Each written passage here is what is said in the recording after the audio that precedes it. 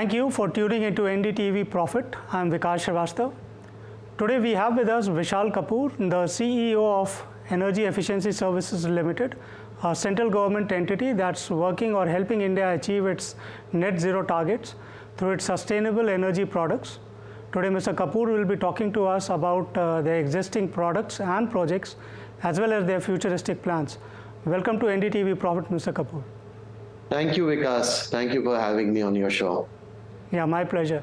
Just wanted to start with asking a question on, like, when we talk about carbon emissions or when we talk about sustainability goals, we have seen that there are these hard to abate sectors like, steel, cement, and long haul transport vehicles, shipping sector, etc., which have been the major contributors to pollution emissions.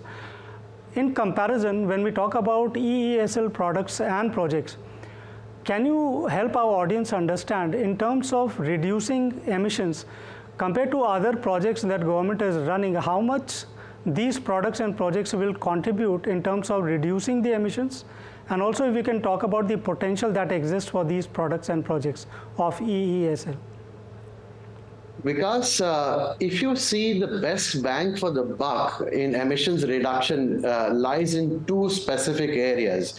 One is the industrial sector and the other one is the domestic retail sector. Out of all the sectors, you also mentioned transportation and I'll come to that.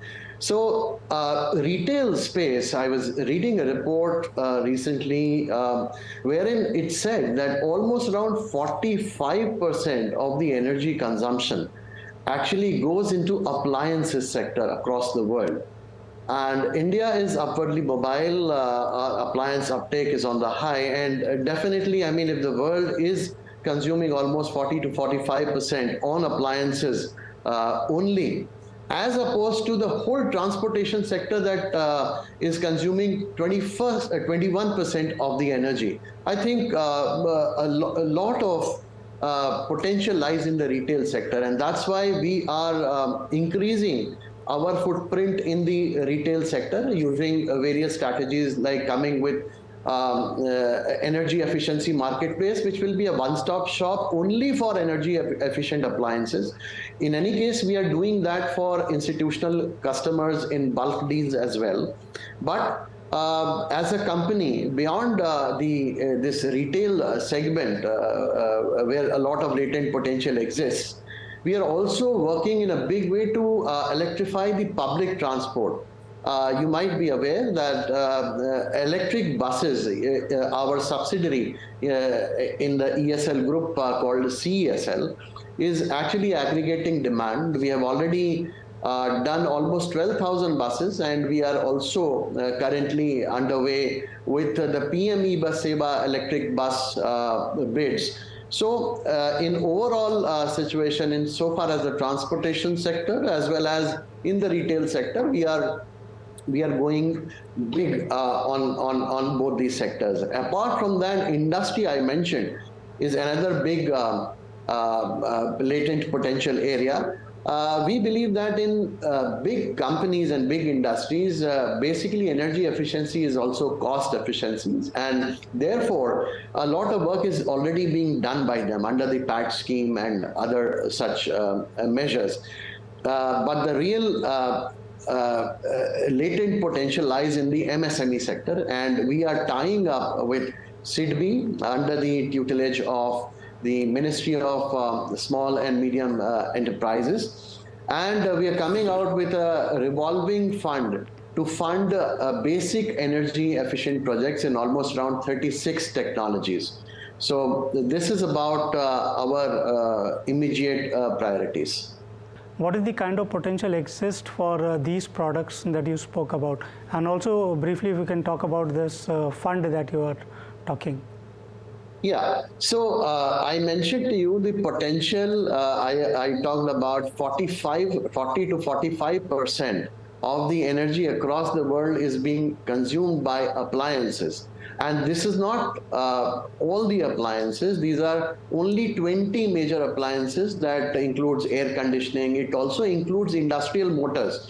So if you do the breakdown of this, 15% out of this whole thing is is for the retail appliances. Almost a similar amount lies for the appliances that are used in the industrial sector, predominantly motors. So motors consume 15% of the energy across the world. And if you compare it with the entire transportation sector, it's 21%. So you can imagine how much these basic appliances are taking. So, and 10% goes into the commercial segment space. So basically the real energy efficiency lies in this particular thing. Insofar as India is concerned, we believe, and there are some estimates that suggest that an investment of almost around 8 lakh crores is required for the next 7-8 years if we want to attack the basic energy efficiency domain in the field of this energy conservation. Beyond that, you mentioned about this fund.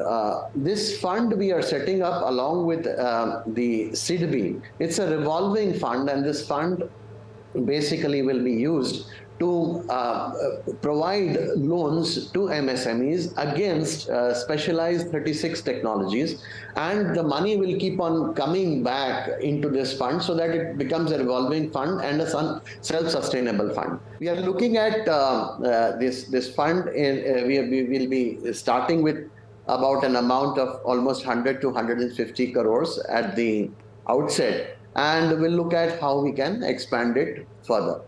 Okay.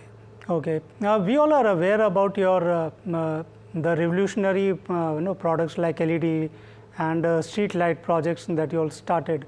Can you give a brief status about these projects as of now, and what is the kind of futuristic projects that you have in pipeline for the consumers? Yes, under Ujala, I mean, we germinated LED bulbs, socialized them across the country. We did ourselves almost around 37 crore bulbs across the country, and now it's a market that has developed. So we believe that what we have done so far has been able to germinate a big and a huge market, and which is self-sustaining, and we did it on a market model rather than through subsidies.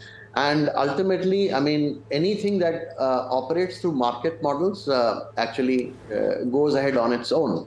Similarly, like the street lights, we have done almost around 1.3 crore street lights, and which light up almost 65% of the Indian roads today.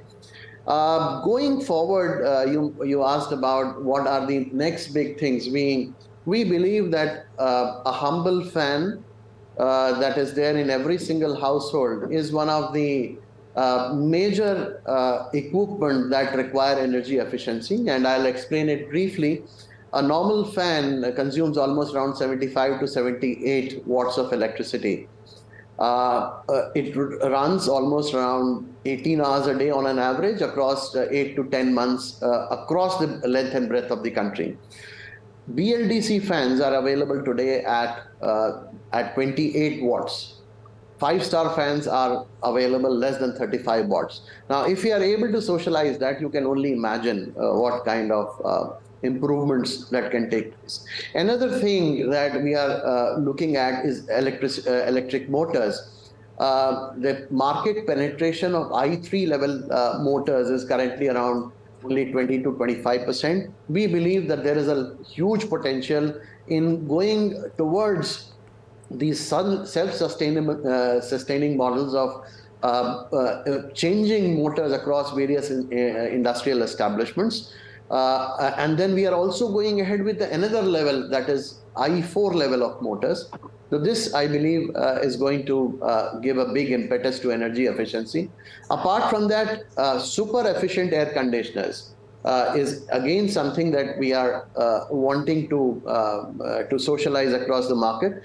We are all aware that 5-star air conditioners are available, but these super efficient air conditioners, even though 5-star, they are much higher of much higher ISER ratings than the normal 5-star air conditioners. So now if these air conditioners are put across banks and ATMs and various other establishments, and also in residential areas, a huge potential exists. And I think these equipment, these 5-star ACs, as compared to 3-star AC, will be able to recover the additional investment in the in 2 to 3 years time, and even lesser in ATMs where the functioning is almost 24 hours.